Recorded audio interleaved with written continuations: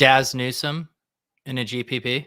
I suffer from a debilitating condition known as atropic chokitis. Peter's one of the greatest depositors I've ever seen. Trust the process. Let's go. Let's go. I got auto matched with Levitan. This is bullshit. If I just go the other way, in that 66, I win all the money. All the money. If I had 150 lineups, I'd win too. Process over results. Illuminati make a bitch go crazy. I don't know which one of these my baby. Bust down AP, cut 5 bullets in your head like KD. Bust it, bitch go bust it. And I had 10 pints with me in Russia. Hey everyone. Hey everyone. How are we doing tonight? I was scrambling. I still have a couple things I need to do to my lineups before the game starts. Is this an 8:15 or an 8:20? Someone tell me. Someone tell me when the game starts. 8:15. All right. Welcome to the Showdown, Cram. I'm your host, Peter Overzet. Kevin wants me to feed him 300 of the captain plays. 300 of the captain plays. Look, I have 150 of the captain plays. My wife has 150 of the captain plays. I can only give you 150. The TOC terms and conditions require me to only give you 150 of the captain plays. What's up, Nick? What's up, Clay? Thank you. 8:15. Cole Komet captain. Chubb TD? Did Chubb score another TD? I know he had one, right? Did he just get another one? Man, I can't trust you guys. I didn't get the Draftkings notification about another Chubb TD. I'm probably dusted on that showdown slate. Whatever. The contest sizes weren't even that big. We are on to this main slate. Is my wife's handle Brick75? Yeah. So if you guys didn't see last night, Brick and I finished 1-2 in, I forget which one it was. It was one of the $3 or $1.20 maxes. Brick took home $5,000. Very proud of him. He's really kind of emerging as a great DFS player. I finished second for $3,500 with a lineup I found within the Sims. Nice to get on the board with a nice showdown score this year. It was actually pretty tilting. I mean, it was both tilting and very fortunate in that I had, basically I was sweating 2 quarters of wanting nothing to happen. And that's exactly what happened. It was tilting in that I had the Leonard Fournette captain, who was the best leverage play per the Sims, but Brick had a very similar lineup, but with Saints D as the captain. Leonard Fournette leaves the game. The Saints end up getting some kind of sack or turnover, and Brick jumps me by like 1.5 points, and I was never able to catch him. But that's just how it goes. That's how it goes. Are you going to play the Tuesday special, Pete? So I will be playing Showdown for tomorrow. Maybe I'll do a Cram. I don't know. Maybe I will. I don't know. Evacuation alert at TD Garden. That doesn't sound good. Let's see here. What are the pieces we need for this game if we played the 2-game slate? Guys, I'm very happy for all of you who played the two-game slate. Sounds like a blast. Not my bag. The things I will be talking about tonight are very specific to the showdown slate. Okay. I'm happy to answer questions about who I think is going to be popular, but I would be very careful applying the sim results for showdown to the 2-game slate. The simulator has 2-game slate sims. And that's the beauty of getting a subscription to run the sims. You can run these on your own for all of these slates. Look, I'll show you. Run the sims. You can do classic Monday, Tuesday, Monday only, Monday 2-game on Yahoo, on Draftkings, on FanDuel. But for this show, it is a showdown cram. See what it says right above me? Showdown cram? Yeah, it's a showdown cram. So that is what we're going to look at tonight for this Las Vegas Cleveland game. I will be playing showdown for the 2 slates tomorrow night as well. Haven't decided if I'm going to try to squeeze in a show or not. A couple interesting things I noticed when building lineups. So why am I on this game? Wrong game. Obviously we have Adam Thielen out tonight. So we have him removed. KJ Osborne gets a big boost. And then we have Amir Smith-Marset popping up here as the wide receiver 3. We even have a little bit of target share going to Myron Mitchell, a man who I just learned about approximately 20 minutes ago when I saw him appearing in some of my lineups. On the Bears side, Marquise Goodwin isn't playing. We also have Daz Newsome, who we are giving a little bit of market share to, and a couple other just little quirks. Jesper Horsted up here in the mix for the Vikings. Anyone else I'm forgetting that I should mention? Without Alexander Madison, the Vikings have Kini Negwanu. I apologize to him and his family for mispronouncing his name. But Wayne Gallman also getting a little bit of rushing market share for us. And the reason I bring these up is when I am looking through lineups, when I play in these big contests that aren't going to be duplicated, I often see names like this because they bring your overall product ownership of your lineup down. And, I'm playing the lotto style contest. So these guys are very relevant to my interests. If you are playing a 1,000-man contest, even a 10,000-man contest or below, you probably don't need to worry about these. If you are playing the, 70,000 person lotto like I am, I would get pretty comfortable with these names because a lot of lineups that were showing up with decent frequency under multiple different sim inputs were including guys like Myron Mitchell and Daz Newsome and Wayne Gallman. So as we know with these showdown slates, the margins are incredibly thin. A single touch, a single play could swing a lineup in your direction. So that is why I bring those guys up.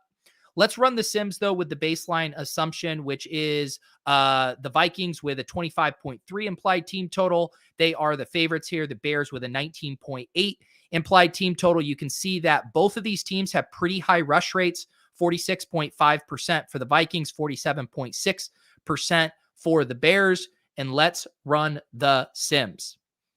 Oh, yeah, I forgot. Clay was all about the Daz Newsome through best ball season. And tonight might be your night. So right out of the gate here, one thing I noticed for the captains is Dalvin Cook is actually showing for me a decent captain leverage. I know in here it says minus 3.9%. That's because the RTS ownership has him at 31% captain owned. I think that's high. I was looking at ETR, Osimo. ETR has it around 17%. Osimo has it around 21%. So at an average at about 19%, Dalvin Cook showing up in 27% of our sims and the winning captain spot looks like solid leverage to me. Then Justin Jefferson as well, appearing about 20% of the time. I'm seeing an average ownership for him around 15%. So a little bit of leverage there. Those would be my two preferred captains, Dalvin Cook, Justin Jefferson. Obviously nothing sneaky there, but worth noting that the sims do like Jefferson and Dalvin Cook a decent bit and perhaps more than the field will utilize them in the captain slot. If we head over to the flex spot, there's a couple names that come up. You can see right here, Amir Smith-Marset. He's showing up in our flex at a 21% clip. I'm seeing an ownership on him around 9%. This looks like one of the better flex plays for me. When I was going through my lineups, I noticed I had a ton of Amir Smith-Marset in my lineup. So that looks solid to me. And then Tyler Conklin as well. He appears in our sims about 20% of the time in the flex, 32% of the time in the flex. And his average ownership looks to be around 20%. That's also what I'm seeing here. So Tyler Conklin, Amir Smith-Marset look like the best flex plays. And then one interesting quirk is it seems like Justin Jefferson is going to be extremely popular in the flex. And that's maybe why he isn't quite as popular as a captain. He actually is appearing with about 50% average flex ownership, and he's showing up in our sims in the flex about 40% of the time. So that's just kind of a weird quirk there. Justin Jefferson looks like a slightly better captain play than he does a flex play here. Let's see here. A couple questions from the chat. No Jimmy Graham love. So we can check out Jimmy Graham here. Jimmy Graham is your kind of classic touchdown or bust option as far as like how we're feeling about him as a flex play. I was seeing around 7% ownership for Jimmy Graham, and he's appearing in the Sims about 6% of the time. So Jimmy Graham looks like a neutral play. If you have an I know better on Jimmy Graham, by all means, knock yourself out. But yeah, I wasn't seeing anything that made me think he was a particularly standout play. If RTS ownership is high on Dalvin captain, who do you think their ownership is low on in the captain spot? That's a good question. Let me see here compared to the captain ownership that I'm seeing. Cook 19, Jefferson, David Montgomery looks about good. Let's see here. I think it's happening more in the mid-range here. So Conklin, I am seeing higher ownership on. Cousins and Fields slightly higher on. Cousins is the big one. Yeah, I'm seeing Cousins around 9%. So yeah, just pulling from a couple of these other guys, Kmet, Conklin, Cousins, pretty low. I will say the elevated ownership, I think, is probably correct for single entry and 3-max and smaller field stuff. I do think in smaller field stuff, Dalvin Cook won't get quite this high. Who looks good on Chicago? Yeah, not seeing a ton of Chicago plays jump out. As far as captains, Justin Field looks like a neutral captain, appearing in our Sims a decent amount of time. But you can see right here at the top, I mean, it's Cook, it's Jefferson, it's Cousins. One thing we could do is mess with these inputs a bit. But in this game script with the Vikings, winning by, 6.5 points, we're just not seeing a lot of the Bears show up in these lineups. As far as flex play, it does look like Cole Kmet is the best Bears flex play. Cole Kmet appearing in the flex at about a 30% clip, and then seeing his flex ownership around 22-23%, which is also what I'm seeing. So Cole Kmet looks good. And then I mentioned it, Daz Newsome. Like no one is playing Daz Newsome tonight, and he's appearing in our Sims 6% of the time. And this is going to be a function of, we can look at some of these lineups here, but you see right here, Daz Newsome in this third lineup as the sole Chicago guy. And basically what he's doing is he's facilitating you getting to Vikings onslaught. Dalvin Cook captain, Conklin Kirk, Minnesota Vikings, Justin Jefferson. And you're just basically needing like 1 or 2 catches from Daz Newsome and then making sure the game script goes right. So it's not that the Sims are saying, oh my God, Daz Newsome is such a great play. What it's saying is the way the salary cap works, the way the Sims are handling some of these, Vikings blowouts, you need the cheap piece on the Bears to facilitate that. And Daz Newsome looks like a decent piece to do that. So I kind of like those edges for the large field stuff, just because, I was looking at a lot of sites, didn't even have Daz Newsome projected for anything, for any ownership. So the fact that even just giving him a minuscule target share, I can double check here what we have it at. It's a 3.2% target share. It's not like Justin is drunk setting these target shares. That's pretty minuscule. And even that is allowing him to appear in a lineup that appears 14 times in our 10,000 simulations here for the baseline. And I know Clay is excited to play Daz Newsome.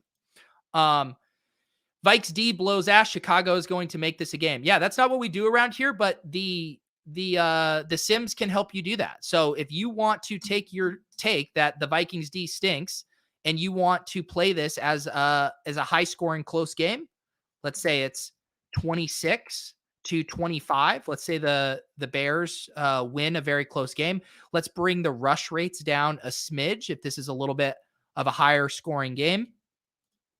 and we can run the sims and see if these Bears pop at all anymore.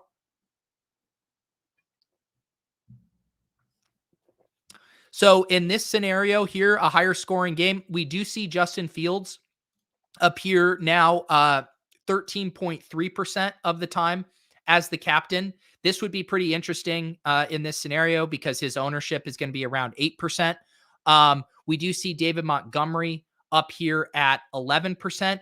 That's still pretty much even with his ownership. So even in a game where the Bears are hanging in there and even winning a higher scoring close game, David Montgomery still looks neutral as a captain. We do see Darnell Mooney pop up here to 9% captain ownership versus 7%. But really the only big separator in this scenario is Justin Fields at 13.3%. And that's why I find doing these kind of different game flow simulations so valuable, is because you might say, oh, wow, the Bears aren't showing up because they're projected to lose by 6.5 points. Well, you run the sims with them winning a close game, and their ownership, when you look at David Montgomery and Darnell Mooney's captain ownership, they are getting owned as if the Bears are going to win a close game. That's what the math says. That's what the sims say. So that's instructive to me that those are probably captain fades for me, because not only do you need a game situation that Vegas doesn't think is going to happen, but even if you do, now you're just matching the field correctly. So to me, that's an obvious fade situation. Justin Fields would be the only quarterback I would be, or Bears player I would be interested in captaining in that scenario. Let's go back though to the default sim and look at a few more of these lineups here.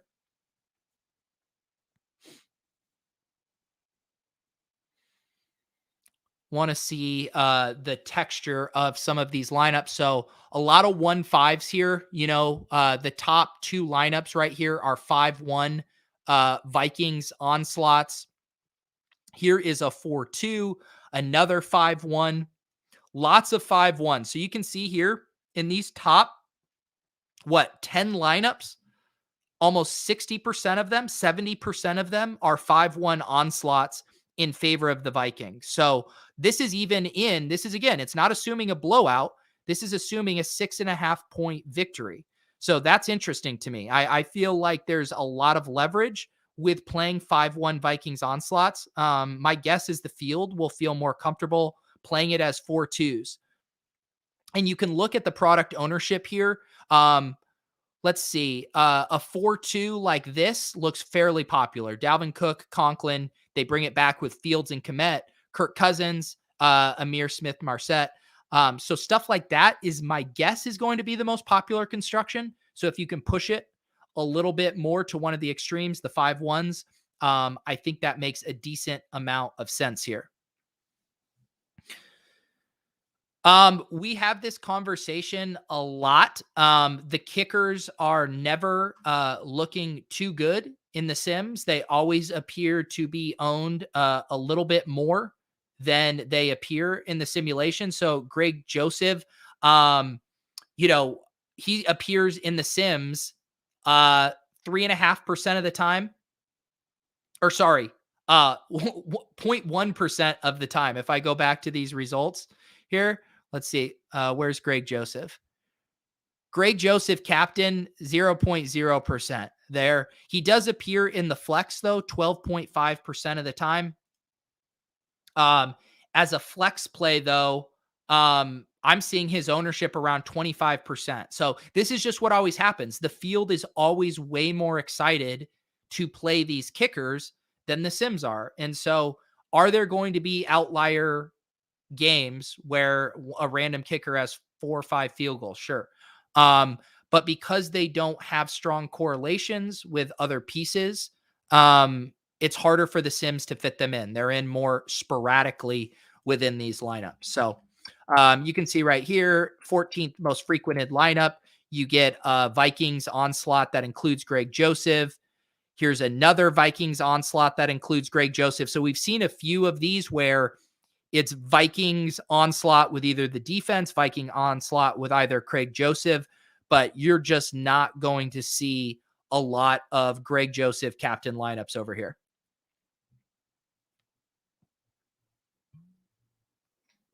What do I think of CJ Ham? I personally have zero thoughts about CJ Ham. I have no opinion about CJ Ham. You can see here, we have given him and Wayne Gallman a similar market share here of touches. Let me check what the ownership was I was seeing on CJ Ham. It looks like a neutral play, about 5% average flex ownership. He's appearing in our sims around that same clip. Let's before we get out of here, let's do a low scoring game, because that has been the trend of late. We've been seeing a ton of low scoring games. So let's play this. Let's take 10 points off of both of these. So this will be like a 15-9 game. Let's even boost the rush rate up a smidge. Just a really gross game here, and see what we're seeing in that scenario.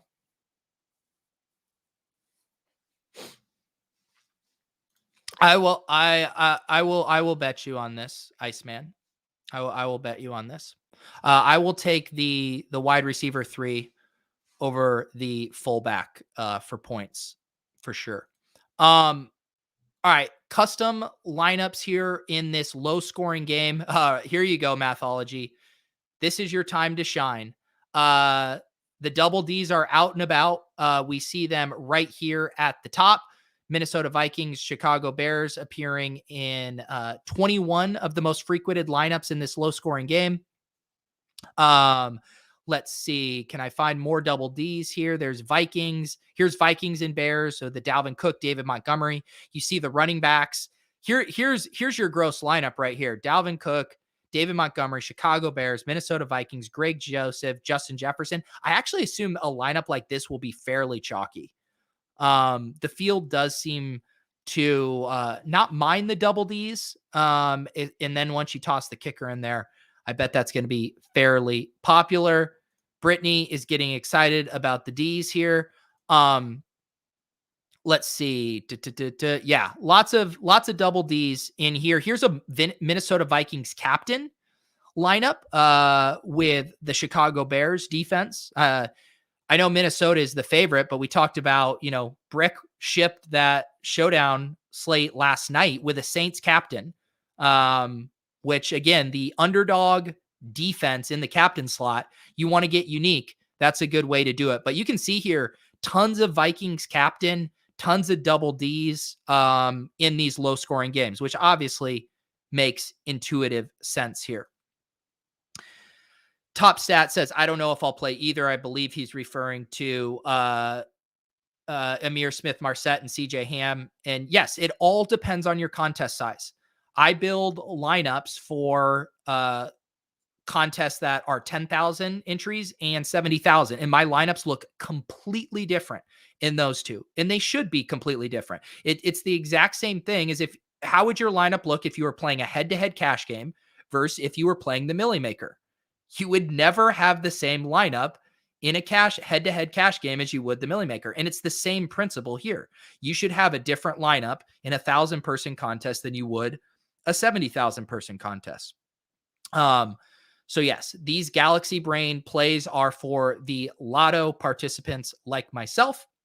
Appreciate you guys hanging out. I actually have to go and finish one more thing with my lineup. I didn't get everything done before the show started. Appreciate you guys hanging out for the Showdown Cram.